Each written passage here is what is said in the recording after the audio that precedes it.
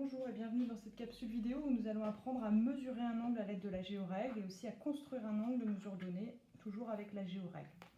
Donc ce qui va nous servir évidemment dans la géorègle sur cette partie-là, ça va être le rapporteur qui se situe ici, avec son centre ici qui est indiqué par le 0.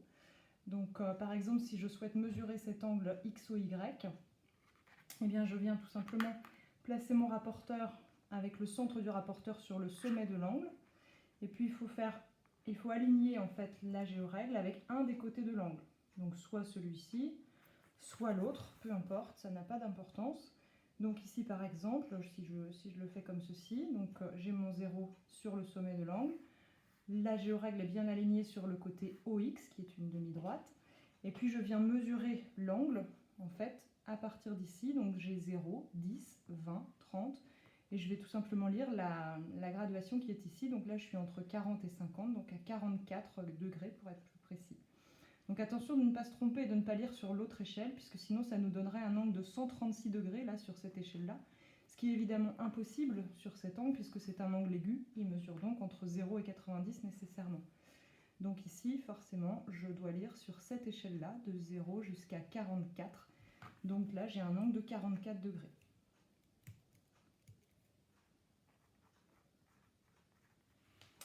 Voilà.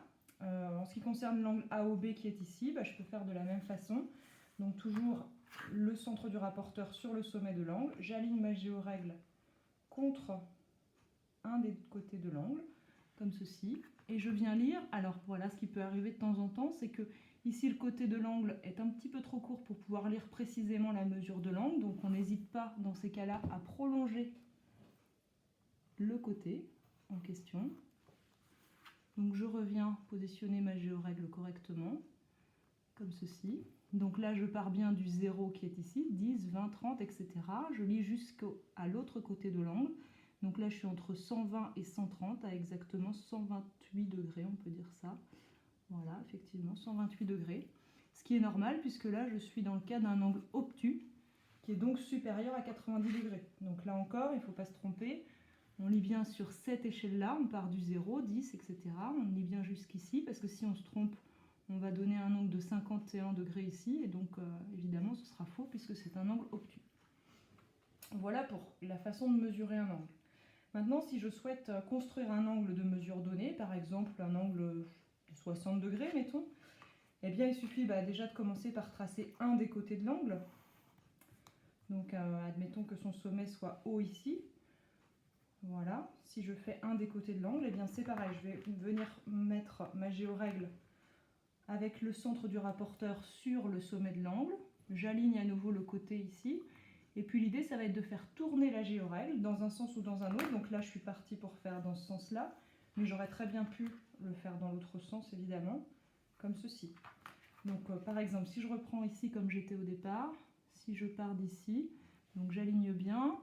Si je veux faire un angle de 60 degrés, alors 60 degrés c'est assez facile parce que justement sur le 60 on a des pointillés.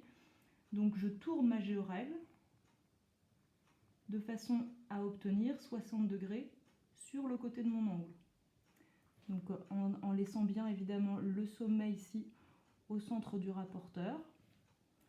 Et puis donc là j'ai bien 60 degrés ici. Donc là je suis certaine d'avoir 60 degrés entre ce côté-là et le côté de ma géorègle. Donc je n'ai plus qu'à tracer ici le deuxième côté de l'angle et j'ai forcément ici un angle de 60 degrés. Voilà.